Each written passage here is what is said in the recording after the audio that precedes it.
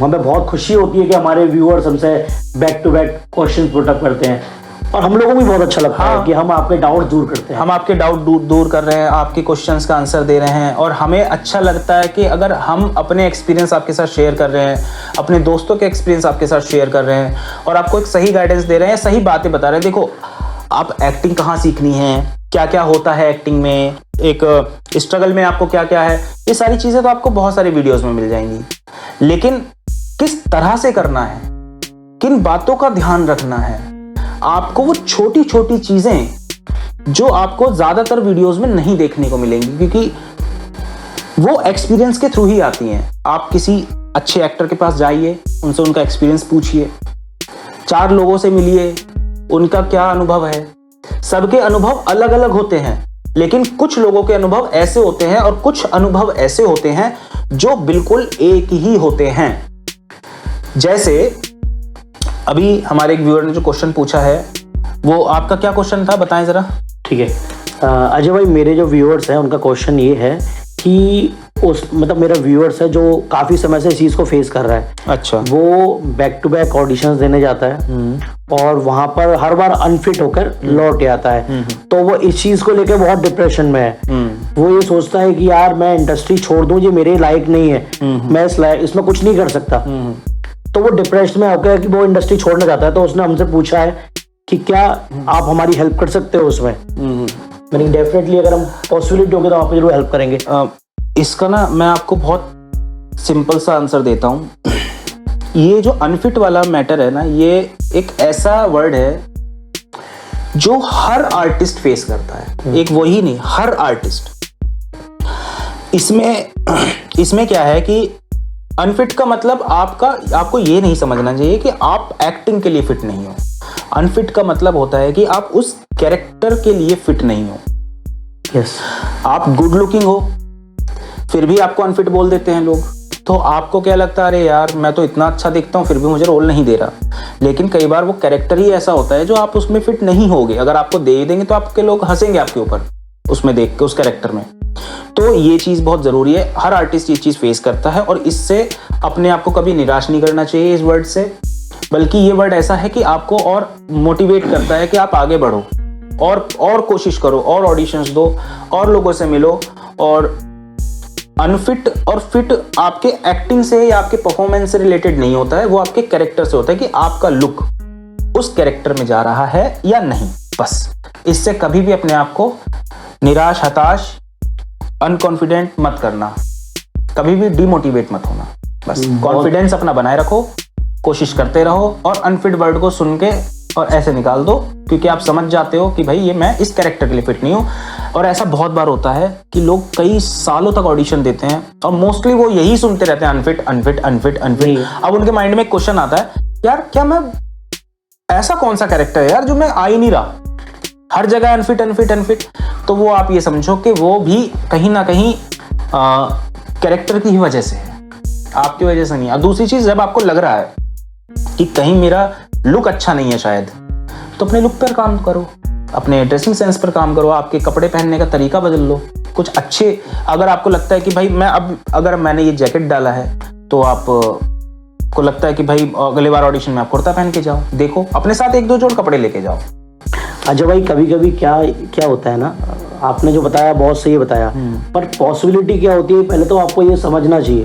First of all देखिए, हर पात्र के बहुत सारे किरदार होते हैं। हाँ। आप गुड लुकिंग है, हैंडसम है, ठीक है, वहां पर ऑडिशन चल रहा है पुअर लुक वाले का और आप हैंडसम गुड लुकिंग बन के जाओगे तो आप डेफिनेटली अनफिट कहलाओगे, ठीक है। सेकेंडली, अगर किसी ऑटो ड्राइवर का लुक चाहिए, भिखारी का लुक चाहिए, आप वहां पर सूट वूट पहन के हैंडसम बन के गए, क्या एक हैंडसम बंदा भिखारी का या ऑटो ड्राइवर का किरदार कर सकता है? नहीं कर सकता है। उस परिस्थिति में अगर आप अपने आप को अनफिट महसूस कर रहे हो तो आप अपने दिमाग से इस चीज को निकाल दो कि आप अनफिट हो, आप उस किरदार के लिए फिट नहीं हो, आपके लिए और भी किरदार हैं जो बने हुए हैं, तो उसका इंतजार करो।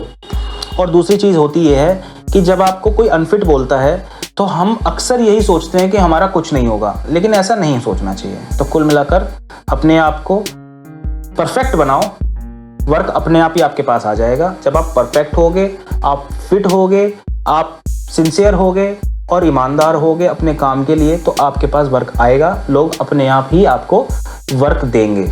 बस प्रैक्टिस आप मत छोड़ो और हिम्मत मत हारो, और फैमिली को भी अपना जरूर सपोर्ट करो और अपने आप को भी। और अजय भाई, हमारे व्यूअर्स को एक चीज़ और बता दीजिए आप कि भाई देखिए, आप लोग सुबह अर्ली मॉर्निंग उठते हैं, आप अपने ग्रुप्स में देखते हैं आज फलानी एज का फलाना बंदा फलाना लोग, कहीं भी ऑडिशन देने जाओ ना, पहले तो उस ऑडिशन के मैसेज को समझो। हाँ, उसमें रिक्वायरमेंट क्या है, उसको क्या चाहिए।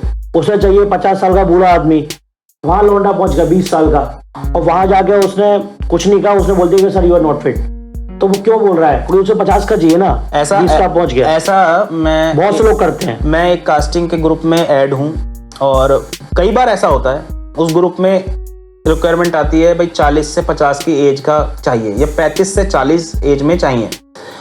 अब जो 30 साल के हैं वो भी 35 में भेज देते हैं, जो 45 इयर्स के हैं वो भी 35 में भेज देते हैं। तो देखिए, आपका फेस, आप रियल एज आपकी क्या है वो फर्क नहीं पड़ता, आप कैमरे पे जो लुक आ रहा है आपका वो इंपॉर्टेंट है। On screen age, on screen age आपकी क्या है। आप रियल एज में भले ही आप 20 साल के, लेकिन अगर आप 30 साल के दिखते हो तो आप 30 साल में फिट होगे, 20 में नहीं होगे। लेकिन अगर आपकी रियल एज 35 साल है और आप 25 साल के दिखते हो, 28 साल के दिखते हो, तो आप 28 साल में फिट हो जाओगे और 35 साल में आप नहीं होगे।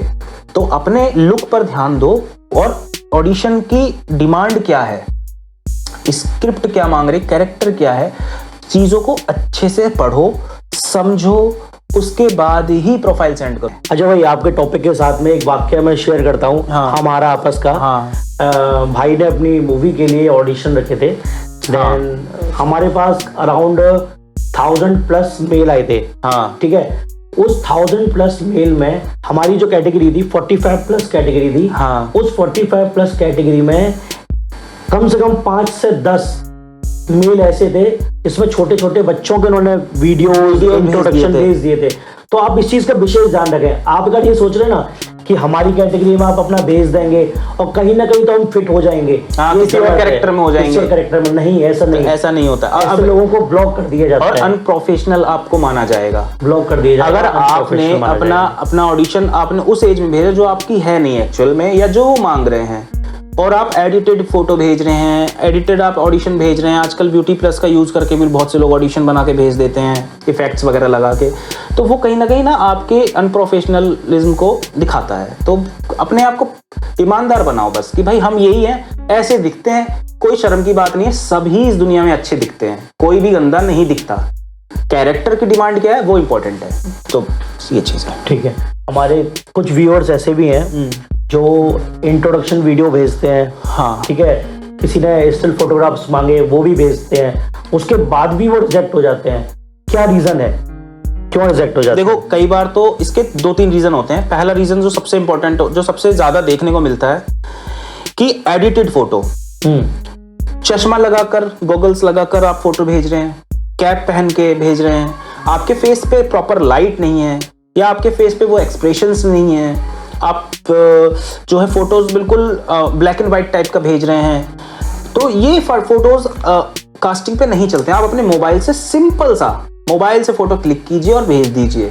आजकल लड़कियों को बड़ा क्रेज है सेल्फी क्लिक करने का, सेल्फीज भेज देते हैं। सेल्फी से कभी भी आपके एक्चुअल लुक का पता नहीं चलेगा कैमरे पे, टेढ़ा मेढ़ा मुंह बना के, तो वो सारी चीजें नहीं करना चाहिए। इसी वजह से सिलेक्शन नहीं होता। पहला रीजन तो ये। दूसरा क्या है कि कुछ ना लोगों के अंदर एक मिथ है कि एक्टिंग के लिए ना पोर्टफोलियो बहुत जरूरी है। हाँ, वो पोर्टफोलियो कभी भी, एक्टर के लिए पोर्टफोलियो इतना इंपॉर्टेंट नहीं है। एक्टर के लिए इंपॉर्टेंट है एक्टिंग, प्रेजेंटेशन, आपका ओरिजिनल लुक और आपका परफॉर्मेंस, बस। इसी के साथ अब हम अपने इस पॉडकास्ट को यहाँ पर विराम देते हैं, और नए किसी कंटेंट को लेकर, सिर्फ और सिर्फ स्ट्रगल लाइफ पीरियड को, या फिर as an artist life period को लेकर आपके मन में कोई भी क्वेरीज हो, आप हमें जरूर मैसेज करें या फिर हमें कमेंट में बताएं। हम आपकी प्रॉब्लम डेफिनेटली सॉल्व करेंगे। हाँ, तब तक के लिए शुभ रात्रि।